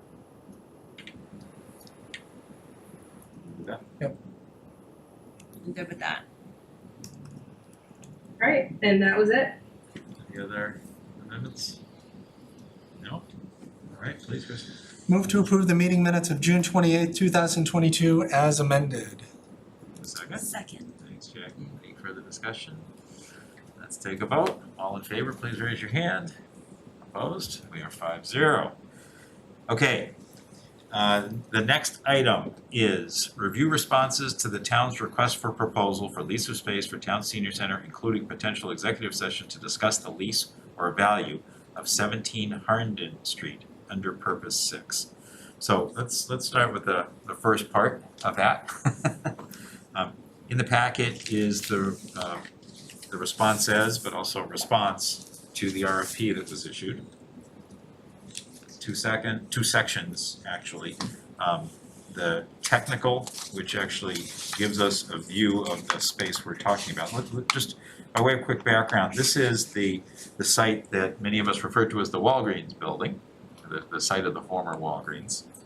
And we had discussed and agreed to have the town issue an RFP to look to see if the owners of that property might be willing to allow us to lease the space, to use the space, to see what was possible. So a couple things came from that. One is we've got the technical proposal, which gives kind of a layout as it exists now, and I think it is, do I have it right, it totals about 14,000 square feet, including the mezzanine space. 14,150 square feet, 9,760 on the first floor, and 4,390 on the second floor, the mezzanine. Right. And does this also give us the layout of things like the parking lot and the spaces and things like that? I'm not remembering that. Super tiny. Yeah. Well, since it opened and since it went dark, the RPD spots over there, those were not there when it was operational, so there's definitely been changes. Yeah, there have been some changes that have been made allowing usage of the spots. But I guess, so, we issued an RFP to see if there were properties that would, be willing to offer us their space, and hey, these folks responded. And if you go in the packet to page, I think 69, it's all the way at the end. I think this is what they responded with. We asked for a couple of different flavors, and this was their response. And so, and Avery, I'm gonna ask for your guidance on this also. If and when there are discussions about things that we would want to consider in negotiation, and things like that, those would be subjects that we would wanna take into an executive session. But in the open session, I think we wanna talk about, kind of, the notion of what came back, any questions on the property, I guess, kind of the, what they're calling the technical non-price proposal, things like that, that we would want to clarify or talk about. So, you know, from my perspective, this is a really interesting site. Its location can't be beat. It is sitting there not doing anything currently. And I think it is worthy of us considering seriously what we might wanna do there and kind of take it further. And I think that really was the purpose of the RFP, was to see if that is something that the current owner would wanna enter into discussions about. Other folks have questions, thoughts? Chris? I think for me, anything I say is gonna put us in a negative bargaining position. So, I mean, I wouldn't wanna say anything publicly that would jeopardize our position for the property. That's just where I stand, because I'll just leave it at that. Rather than extrapolate beyond it. It's just, I would do us no good. Other comments, questions? I think it was nice to get a proposal. And give us one option to consider, and as you said, Mark, it's a very desirable location in town, a building that's not relatively that old. And you know, unfortunately, you know, years ago, it was a historic building there that was knocked down for that use, and I don't think Walgreens lasted 5 years because of their business dealings and acquisitions and consolidation. So that was very unfortunate. It's been dormant for a long time. So I think as a board, I think we should discuss this in executive session further. But now I'm glad that we got a response from this particular property owner. Okay, I would echo some of your comments. I believe we have a first floor bathroom in this, right? I'm not sure about that. I mean, it's gotta be somewhere, but I would imagine that whatever use we'd wanna put this to would require a pretty substantial reconfiguration of the space, right? I mean, it's open for gondolas, right, other than kind of the corners. Well, Right. yeah, all the racks and things, I see that as easy, there's gotta be, okay. So that would be a real question. We've been suffering from not having a bathroom on the same level as the, in the current, center, so hopefully there is a bathroom on the first level. I agree with Carlo, it is, newer, which is awesome. And well, it also, you know why it says fully ADA compliant and accessible, which seems to imply to me that it does have bathrooms in the right places, accessible. So I was very excited about that, and the location I think is great. With parking concerns, I think a lot of our 60+ population can park over by the Pleasant Street Center and stroll to an activity here, so it keeps it nice and contained. It could be easy for the staff, so I think this is an interesting and very interesting proposal, money aside. And to your point on ADA, there is an elevator in the mezzanine. I didn't even know there was a second floor. It's Yeah, been it's a a while. mezzanine, so if you look at the Good. picture, the second floor is a mezzanine that's set up, they call it second floor plan. Yeah. There's an elevator to Oh access. yeah, there it is. So, yeah, ADA compliance is obviously a big plus. And there is bathrooms on the second floor, it So looks maybe like. the Yeah, it bathroom looks on the like second floor I can is- that tell would by the make it second compliant. Yeah, Okay. the second floor, you can see them more clearly. Oh, I see that. I don't know about the first floor, truthfully. Okay, so maybe, yeah, maybe there isn't one on the first floor. Okay, well, we can deal with it. The plumbing's there. Right.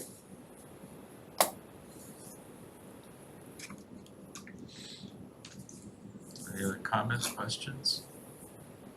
No? Avery, any guidance that you wanna kinda give us before we think about how we might wanna proceed or not here. Right, so during this open session, you can definitely talk about things like whether this is an ideal site, whether you think the proposal generally meets the needs of the community. Discussions relative to the value of the lease or the value of the property, those types of discussions can happen in executive session. So if the board feels like it's ready, we can move into executive session and discuss the price part of this. I would like to, yes. So just to add one thing to your comment, I think that, so I've been a very strong proponent of letting kind of the recalc go through and kind of better understand needs before we kind of jump at something. The flip side on this is that we feel there could be some need to move a bit faster than next year in terms of making sure that we might be able to get access to this property, you know, versus others. So I think that's, for me, that's, you know, the left hand is like, no, let's wait, and the right hand is, we need to talk about this one now. So just to add that. So that being the case, here is the proposed motion that relates both to purpose 6 for Harnden Street and purpose 7 for the minutes. Is that good? Yes, that, Oh, you can make the motion, oh, sorry. Chris Haley has that motion. Great. Please, let's have, Mr. Wright.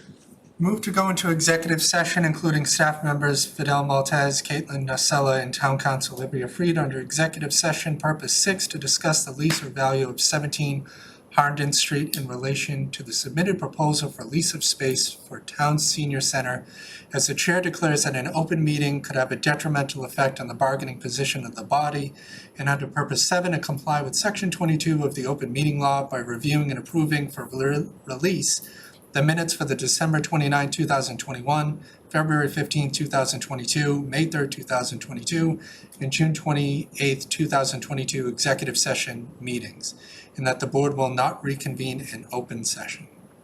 Second. Thanks, Karen. Any discussion? Let's take a vote. All those in favor of moving to executive session, raise your hand.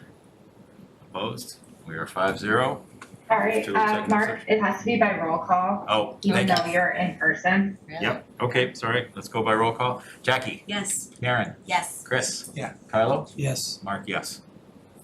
All right, you can bang the gavel at something. Hang on, here it is.